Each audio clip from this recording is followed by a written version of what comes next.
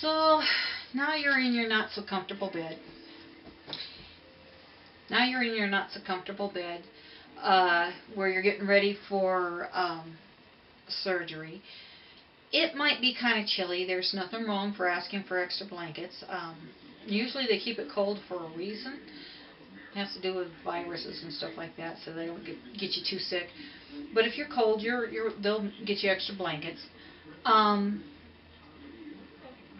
Once you're changed into your stuff and they put you in the bed, people start coming in one right after another. Now each person has a different job, and so they're going to tell you what their job is, how it goes along. If you have any questions, if you're watching this video, you might write down some of your questions now so you have them when you get there.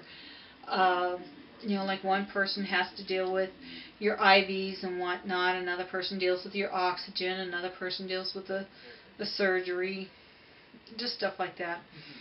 Now, if you have a breathing problem or some sort of medical thing that needs to be addressed before you go into the surgery, now's the time to speak up. In my case, I have a breathing problem, so when I go to the hospital, I have to make sure I bring my mask. And what they'll do is they'll connect my mask to their equipment if they need it, and then that way they know this mask is going to fit me, and all they have to, this hose is standard, so it's not like a big deal thing, so all I have to really make sure I have is my mask.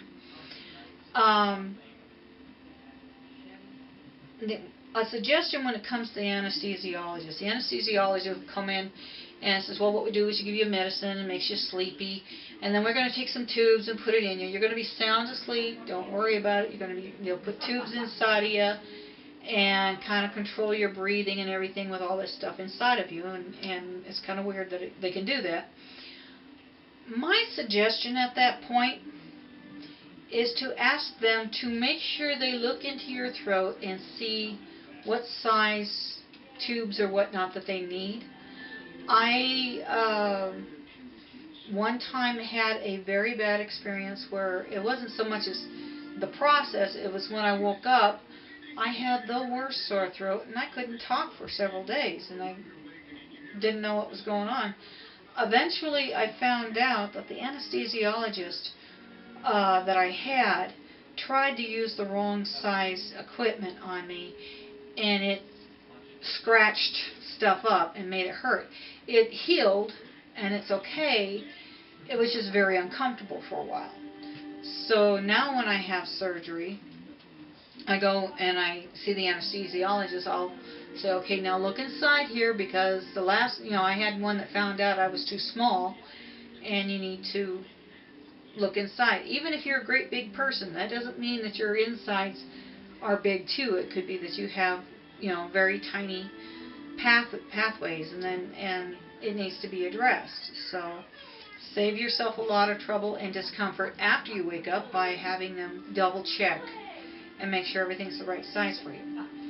And they're going to have you make sure you don't have any nail polish on. You can have your nails. No nail polish on, because they got to make sure you're not having any problem with your blood flow and stuff, and your fingertips will turn blue, and they need to be able to see that. Of course, you're not going to have any jewelry on. I got jewelry all over me. They'll give you an IV. That could be pretty much all over the place. Here, back of your arm, here, or here. If they do it in this area, it's going to be, they'll give you a local and then put it in, because it's kind of sensitive in that area. I don't think they'll give you a PICC line. Now, a PICC line is where they'll give you one underneath here, and it goes in this way, and it's about that long. I known a couple of people that have it, and they said it really wasn't as bad as it looked. It looks pretty scary. The doctor will come in. That varies. I've had, the surgeons where one came in and, hi, how you doing? This is what we're going to do. And then I've had some that come in and act like they're God to me, and I'm like, really didn't. And the jerk didn't even stick around afterwards, and there was a small problem afterwards. It had to do with my breathing. But yeah, try to get to know your surgeons, and you usually know who it is before you go in. But what they'll do at that point is they'll take a marker and mark where they're going to do the surgery. They don't want to ask afterwards because it's kind of like a bad thing. But my most embarrassing moment is when I had to stand there with a piece of cloth across me while they marked up my top side and marked me all up and everything. And it was kind of embarrassing because it's like a room full of people and I'm the only one butt naked. But so in Jen's case, you probably just have to lean forward and they'll mark her back. And that's just so the doctor knows where to start. You know, you don't want to have any confusions while you're out. Once you're in the operating room, it's going to be a bit crazy. You know, when you get the IV, now while they're setting you all up and everything, you'll get an IV in that one room that I was talking about, and all it's going to do is just help you relax and try to get some fluids going through you, you know, that kind of thing. Doesn't really make you sleepy, well, at least it doesn't make me sleepy. My son said it was good drugs. Then you're taken to the operating room. It gets a bit busy in there because all of a sudden you have a dozen people coming at you and it feels very intimidating. Just relax.